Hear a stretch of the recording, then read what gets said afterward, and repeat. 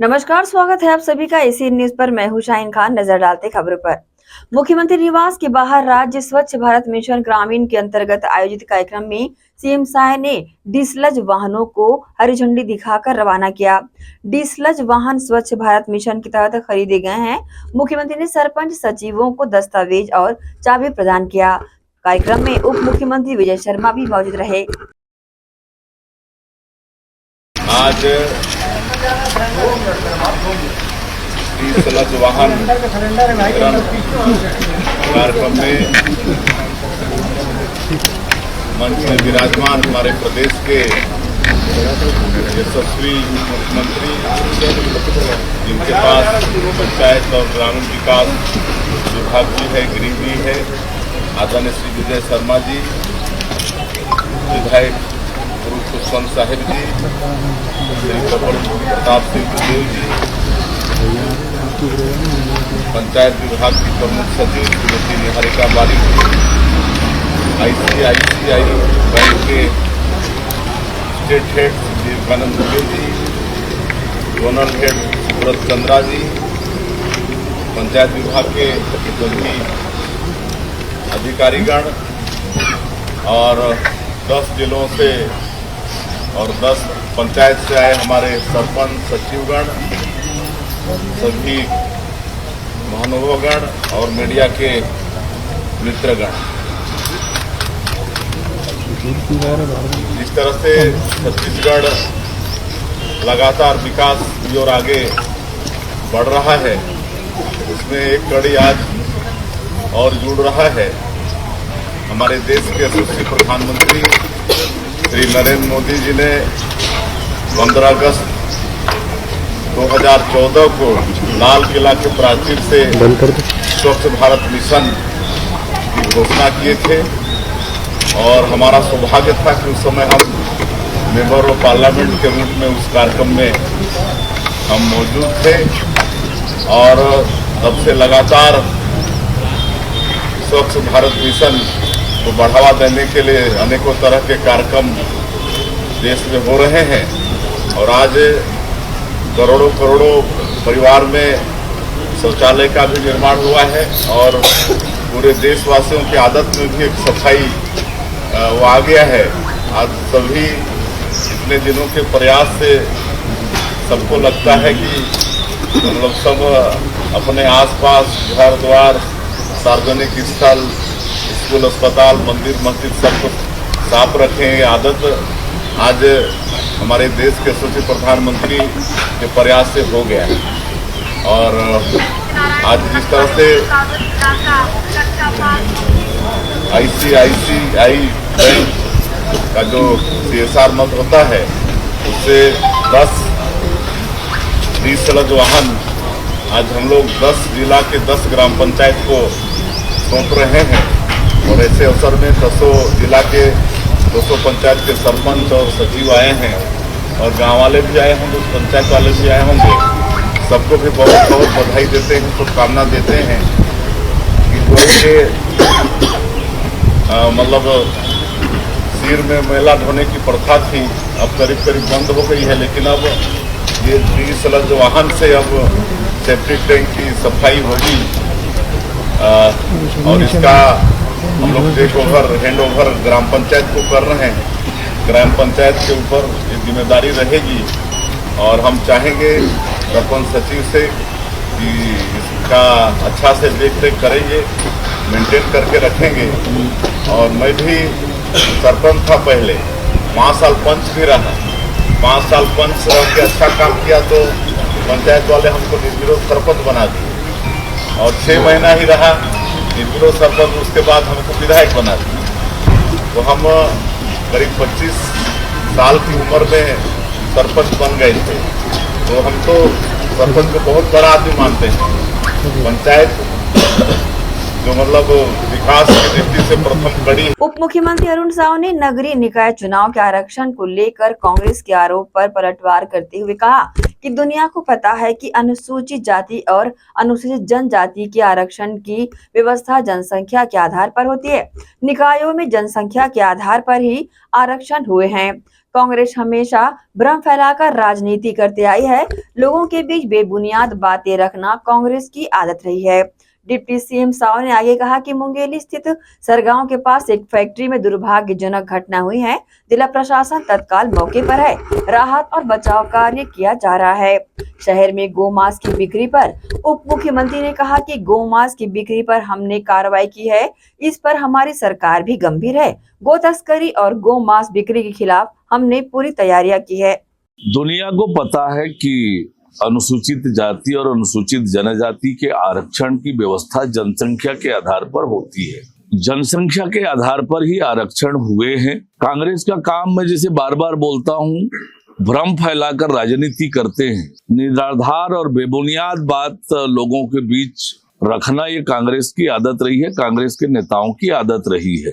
ये जो आरक्षण हुए हैं पूरी तरह से नियमानुसार हुए हैं। आदिवासी समाज को जो आरक्षण मिला है, चाहे वो शहर हो या गांव हो, जनसंख्या के आधार पर ही मिला है। सरगांव के पास जो फैक्ट्री है उसमें एक दुर्भाग्यजनक घटना हुई है। एक बड़ी मशीन के नीचे गिरने से ये घटना हुई है। जिला प्रशासन की टीम तत्काल मौके पर पहुंची है। राहत बचाव दल भी वहां पर पहुंचकर लगातार काम कर रहे हैं। जो मशीन गिरी है वो बहुत भारी मशीन है और तुरंत ही रेस्क्यू का काम चालू हुआ है, बचाव का काम चालू हुआ है। प्रशासन की पूरी टीम वहां पर मौजूद है। घटना के तुरंत बाद से लगातार मैं अधिकारियों के संपर्क में हूँ। ये दुर्भाग्यजनक घटना है, मेरी संवेदना है और हम पूरी कोशिश कर रहे हैं कि लोगों को राहत मिले, बचाव के काम हो। अभी हमारा पूरा ध्यान राहत और बचाव काम के लिए है। उसके बाद जैसी भी परिस्थिति बनेगी वैसा निर्णय करके आगे की कार्यवाही करेंगे। गौ मांस की बिक्री, गौ तस्करी पर जो कार्यवाही हुई है ये बताता है कि कार्यवाही इसलिए हुई है कि हमारी सरकार इस विषय पर गंभीर है और हमने जो तैयारी की है गौ तस्करी, गौ मांस की बिक्री पर कठोरता से कार्रवाई करने का, ये उसी का सबूत है जो ये मामला प्रकाश में आया है और संबंधित लोगों की गिरफ्तारियां हुई है। आगे भी सरकार इस विषय पर गंभीरता से काम करेगी। हमारी जो प्रतिबद्धता है उस प्रतिबद्धता से हम हटने वाले नहीं है। धान खरीदी की पुख्ता व्यवस्था हमारी सरकार ने की है। जहां कहीं पर भी कोई गड़बड़ी होगी उस पर कठोर कार्रवाई भी लगातार हमने की है, आगे भी करेंगे। किसी तरह की फर्जी धान कोई खरीदी करते हुए पकड़ा गया तो निश्चित रूप से उस पर कठोर कार्यवाही होगी। इसके लिए पुख्ता व्यवस्था है। जो पंजीकृत किसान है, वाजिब किसान है, उनको किसी तरह की कोई दिक्कत ना हो, इसकी भी पुख्ता व्यवस्था हमारी सरकार ने की है। हमारी सरकार किसान हितैषी सरकार है। विष्णुदेव साय जी के नेतृत्व में जिस प्रकार से किसानों के हित के लिए काम कर रहे हैं, किसानों से किए हुए एक एक वायदे पूरे कर रहे हैं, तो कांग्रेस पार्टी को इसके लिए चिंता करने की आवश्यकता नहीं है, जिन्होंने हमेशा किसानों की शोषण और उपेक्षा किया है। दुर्ग के गीतांजलि संगीत महाविद्यालय के वार्षिक उत्सव के कार्यक्रम में पहुंचे दुर्ग सांसद और विधायक ने बच्चों की प्रस्तुतियों को सराहा, साथ ही जल्द ही जरूरी सुविधाएं देने की बातें कही। दुर्ग के कसारीडीह साईं मंदिर के समीप स्थित गीतांजलि संगीत महाविद्यालय में वार्षिक उत्सव का आयोजन किया गया। आयोजन में मुख्य अतिथि के रूप में पहुंचे दुर्ग लोकसभा सांसद विजय बघेल और शहर विधायक गजेंद्र यादव ने इस संगीत महाविद्यालय के बच्चों द्वारा दी गई प्रस्तुति को सराहा। इस दौरान बच्चों ने एक से बढ़कर एक अपनी प्रस्तुतियां दी।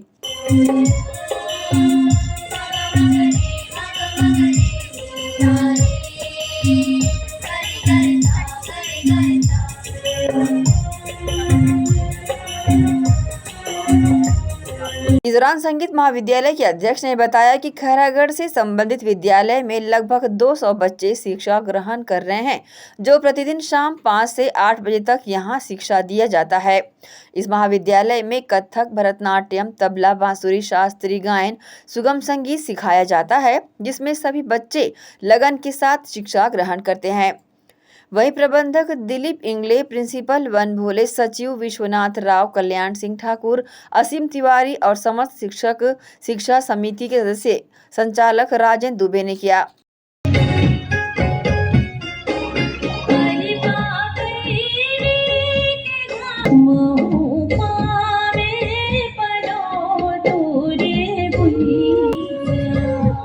इस दौरान कार्यक्रम में उपस्थित हुए दुर्ग लोकसभा सांसद विजय बघेल ने भी अपना जौहर दिखाया और बच्चों और पालकों की खास फरमाइश पर उन्होंने मंच पर एक गीत प्रस्तुत किया। आपको बता दें, दुर्ग लोकसभा सांसद विजय बघेल राजनीति में ही नहीं बल्कि कला के क्षेत्र में भी अपना स्थान काफी ऊंचा बनाए हुए हैं।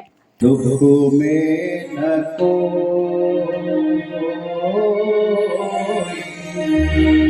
दुख के न कोई, दुख में न कोई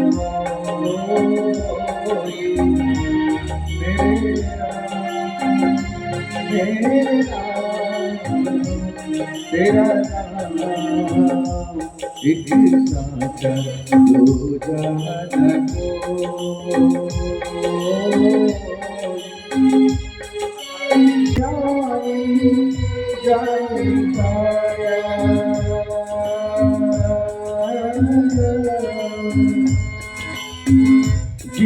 इस संबंध में उन्होंने प्रतिक्रिया दी। पिछले 45 साल से गीतांजलि संगीत महाविद्यालय यहाँ पे संचालन किया जा रहा है और मैं देख रहा हूँ कि बहुत सारी कमियों के बावजूद भी, बहुत सारी व्यवस्थाओं के कमियों के बावजूद भी कितना उम्दा किस्म के गीत और संगीत यहाँ सिखाए जाते हैं। मैं इसके लिए यहाँ की जो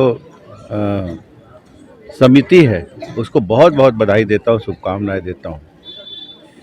बच्चों में कितनी लगन है और कितनी मनोरम प्रस्तुति ये लोग प्रस्तुत कर रहे हैं। मैं भी गीत और संगीत का प्रेमी हूँ, लेकिन आज मुझे आकर बड़ी खुशी हुई। मैं पहली बार आया हूँ और देख रहा हूँ कि कमियों में भी कैसे निखार आता है।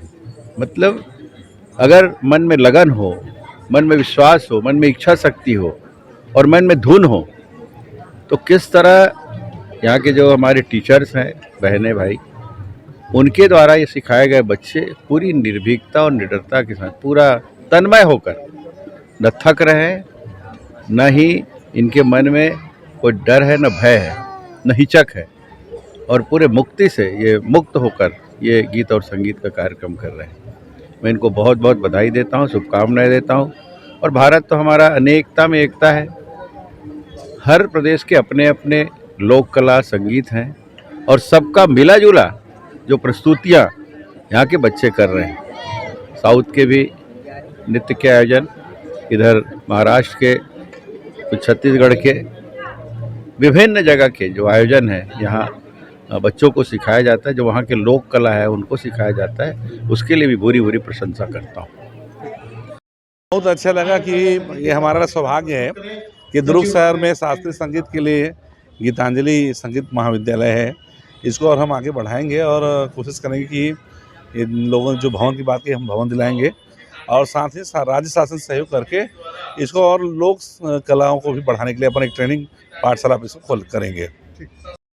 45वां वर्ष है हमारा संगीत महाविद्यालय का, और इसमें हमारे यहाँ बच्चे अभाव के बावजूद बहुत अच्छे, यहाँ पे हमारे जो टीचर्स हैं, यहाँ संगीत के शिक्षक शिक्षिकाएं, उन्हें बहुत अच्छे से सिखा रहे हैं। यहाँ पे तबला है, कथक है, भरतनाट्यम है, बांसुरी है और लोक संगीत भी हम लोगों ने चालू किया है।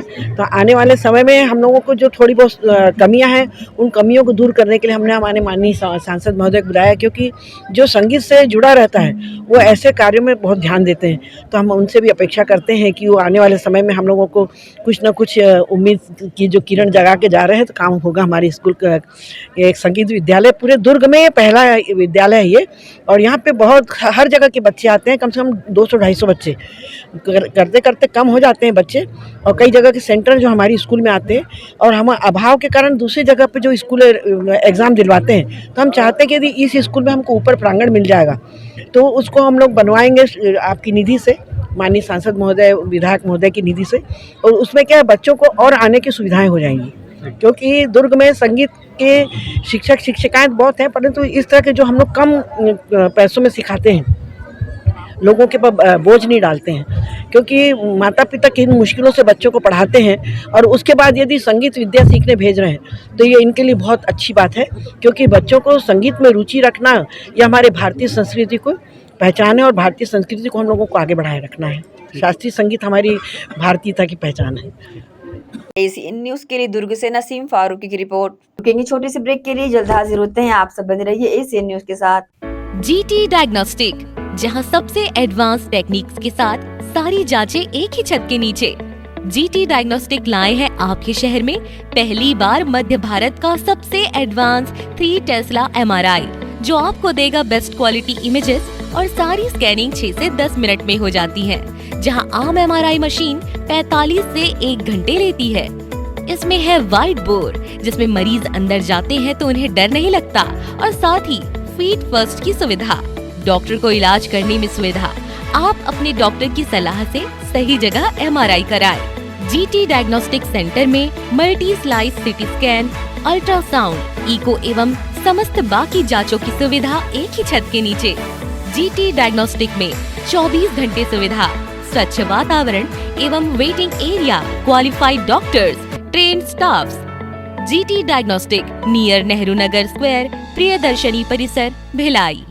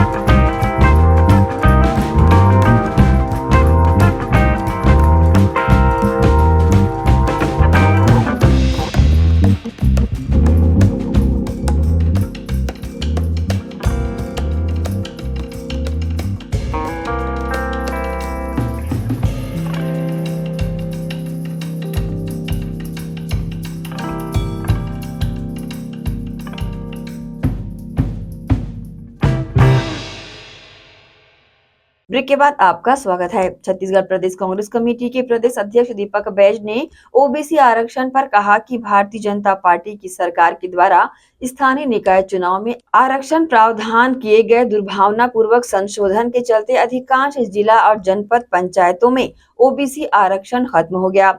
ओबीसी समाज को सरकार की गलत नीतियों का अंदेशा था, इसलिए सरगुजा और बस्तर के जबरदस्त आंदोलन हुए।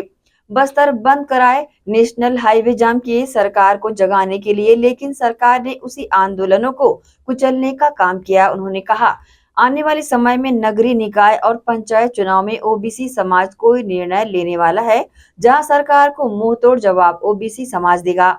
कि ओबीसी समाज को सरकार की इन गलत नीतियों का अंदेशा था, इसलिए सरगुजा और बस्तर में जबरदस्त आंदोलन हुए।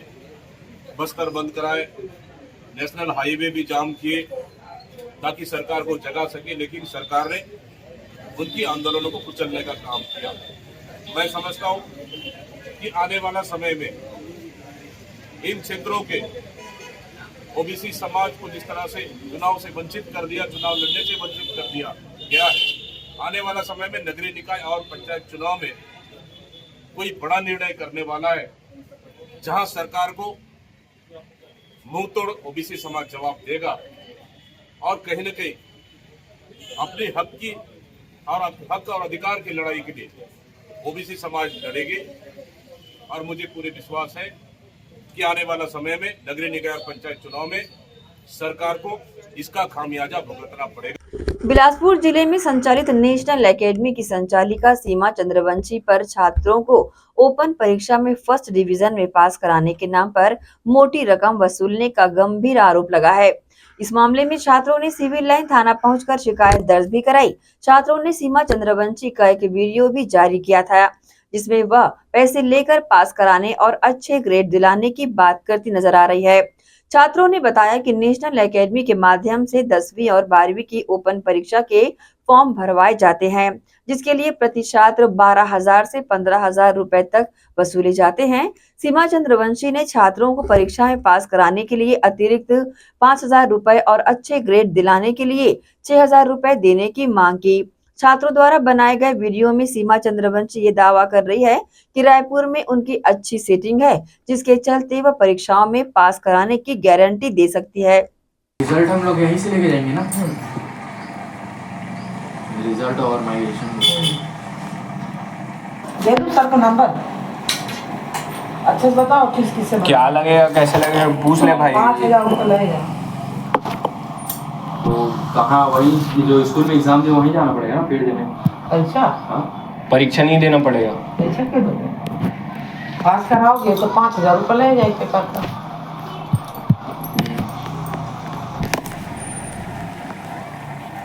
तो बोलोगे फिर इंग्लिश का देंगे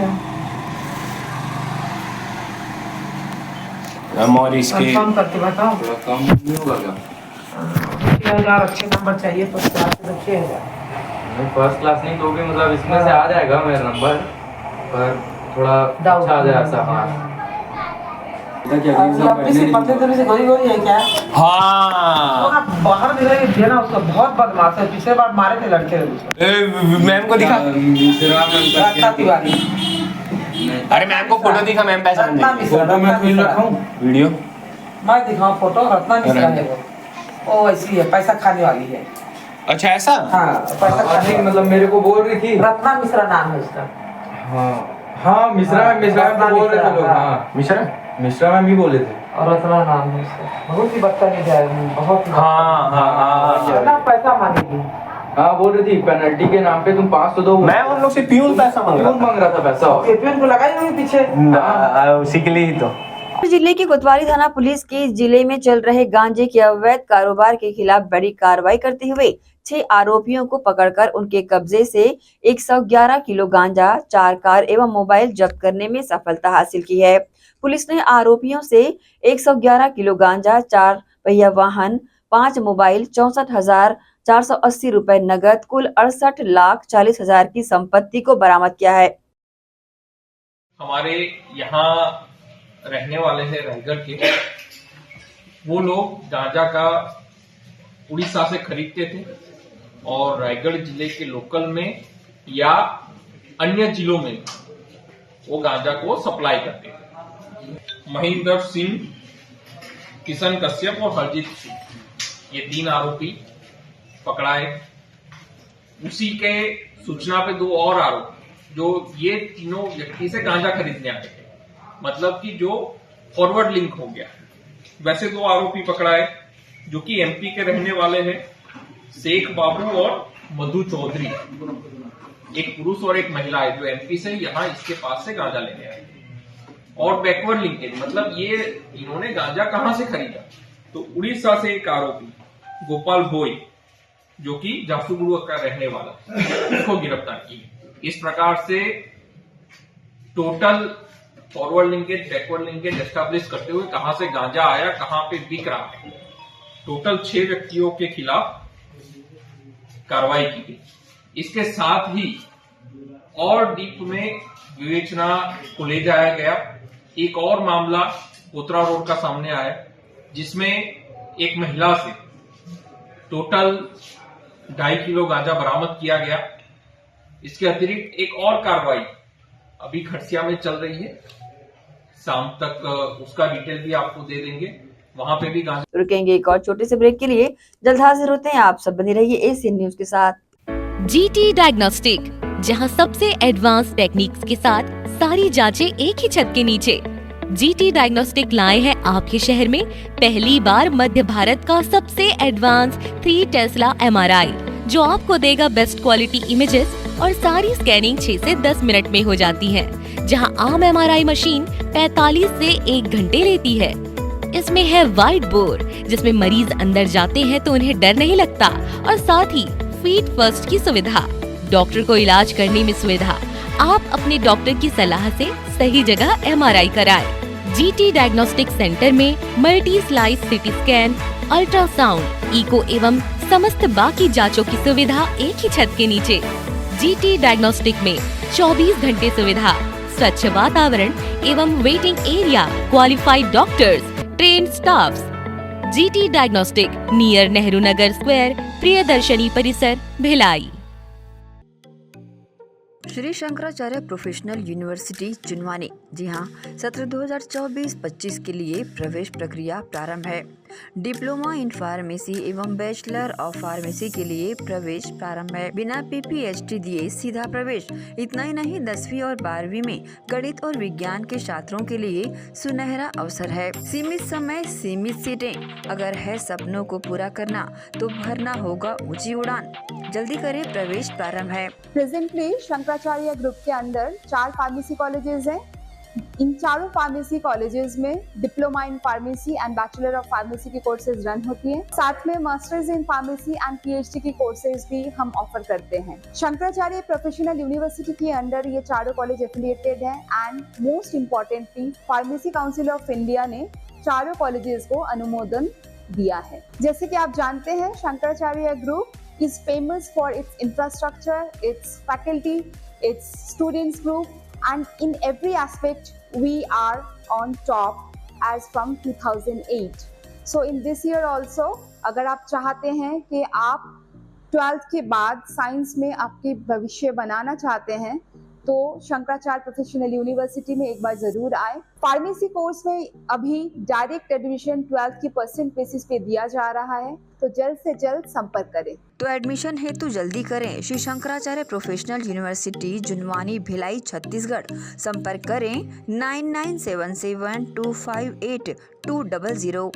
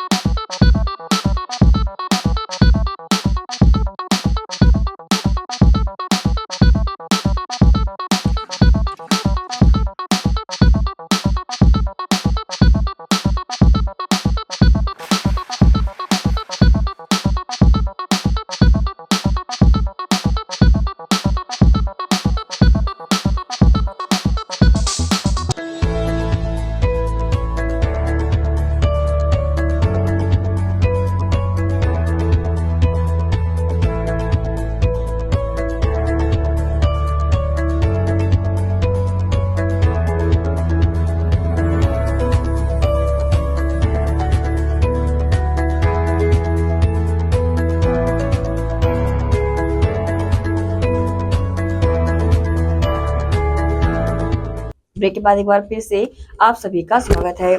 शनिवार को सुकमा में 2 महिला नक्सलियों समेत 9 हार्डकोर नक्सलियों ने आत्मसमर्पण कर दिया है। इनमें से 2 नक्सलियों पर 8-8 लाख रुपए के इनाम थे और 4 नक्सलियों पर 5-5 लाख रुपए के इनाम की घोषणा की गई थी। सरेंडर हुए सभी 9 नक्सलियों पर कुल 43 लाख रुपए का इनाम घोषित था, जो बुरकापाल घटना समेत दर्जनों घटनाओं में शामिल रहे हैं। इन सभी नक्सलियों ने पुलिस के दबाव बढ़ने पर और नियत नेल्ला नारे योजना से प्रभावित होकर एसपी किरण चौहान के समक्ष आत्मसमर्पण किया है। जिला बाल संरक्षण इकाई महिला एवं बाल विकास विभाग दुर्ग के बैनर तले बाल विवाह मुक्त छत्तीसगढ़ अभियान के तहत कार्यालय में प्रेरणा सभागार में कार्यशाला आयोजित की गई। इस दौरान सभी समाजों के अतिथियों को आमंत्रित किया गया। इस दौरान बच्चों द्वारा नुक्कड़ नाटक की प्रस्तुति देकर बाल विवाह एक अभिशाप पर संदेश दिया गया। महिला एवं बाल विकास विभाग के बैनर तले शनिवार को दुर्ग के 5 बिल्डिंग स्थित प्रेरणा भवन में एक दिवसीय कार्यशाला का आयोजन किया गया, जिसमें अपने प्रदेश ही नहीं बल्कि पूरे जिले से बाल विवाह मुक्त छत्तीसगढ़ बनाने अभियान चलाया गया। इसकी शुरुआत मुख्यमंत्री छत्तीसगढ़ शासन द्वारा 10 मार्च 2024 द्वारा किया गया था।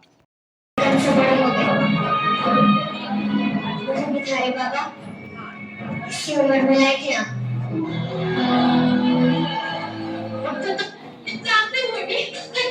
घर वालों से छुपकर मैंने उन्हें सारी बातें बताई थी।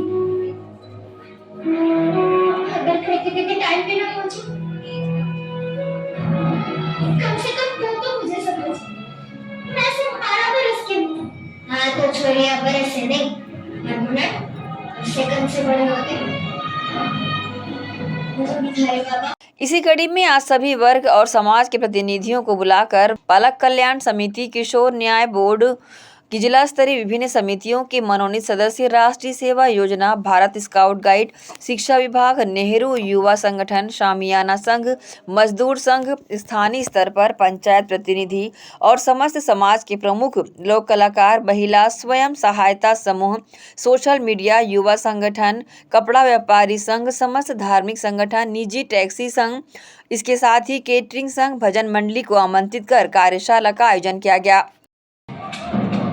राम सिंह सारे रस्में पूरी हो चुकी है। हम बुरा पर लेने आए बेटी को विदाई के लिए तैयार हो जाओ। माँ मैं नहीं जाना चाहती। राम सिंह तुम्हारी बेटी क्या कह रही है? अब चिंता नहीं कीजिए, आदत बेटी नादत अभी आपके साथ पिता। इस दौरान संस्था के बच्चों द्वारा नुक्कड़ नाटक के माध्यम से बाल विवाह पर रोक लगाए जाने का संदेश लेकर नाटक भी प्रस्तुत किया गया। आए हुए अतिथियों को विभागीय अधिकारियों द्वारा संवाद के माध्यम से बाल विवाह प्रथा पर रोक लगाए जाने का प्रयास और कर्तव्य पर इस संबंध में महिला बाल विभाग के अधिकारियों ने प्रतिक्रिया दी। बाल विवाह मुक्त उन्मुखीकरण कार्यशाला है।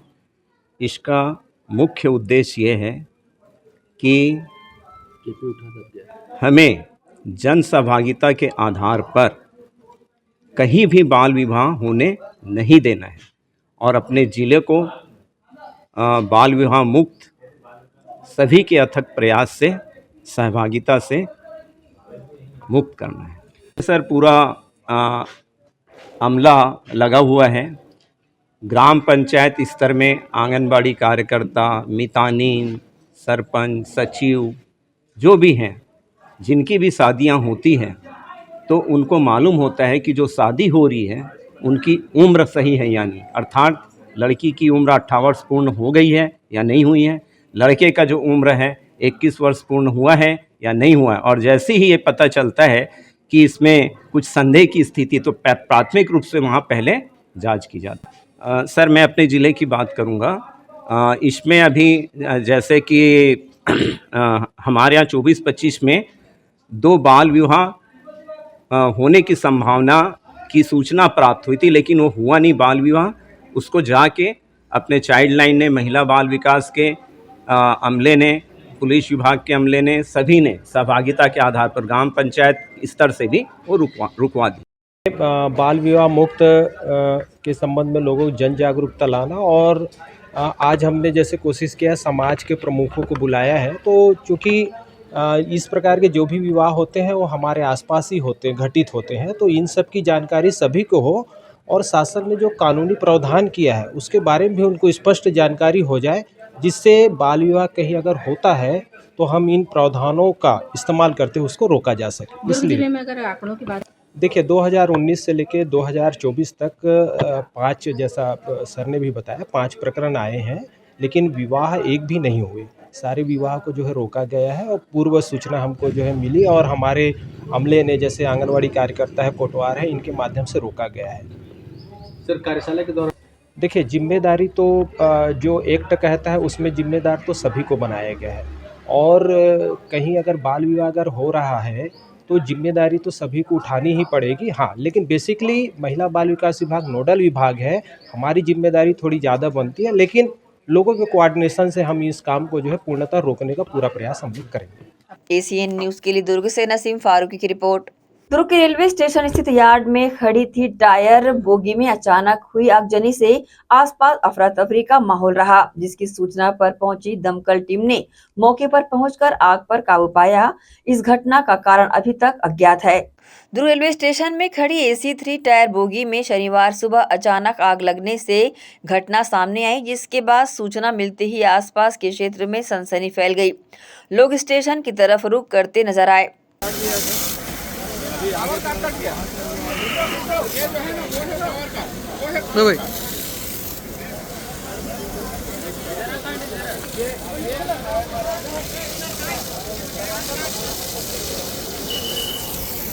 आपको बता दें कि आगजनी की घटना की जानकारी जैसे ही अग्निशमन कार्यालय दुर्ग को मिली, जिसके बाद अग्निशमन एवं आपदा प्रबंधन की 3 दमकल टीमों को तत्काल रवाना किया गया और वहां पहुंचकर अग्निशमन कर्मियों ने जलते हुए ट्रेन के बोगी में घुसकर बड़ी सावधानी पूर्वक भीषण आग को मशक्कत से काबू में पाया और आग पर काबू पाने में 3 अग्निशमन गाड़ियों का पानी का उपयोग किया गया और आग को आसपास दूसरी बोगी एवं स्टेशन की तरफ बढ़ने से रोका गया।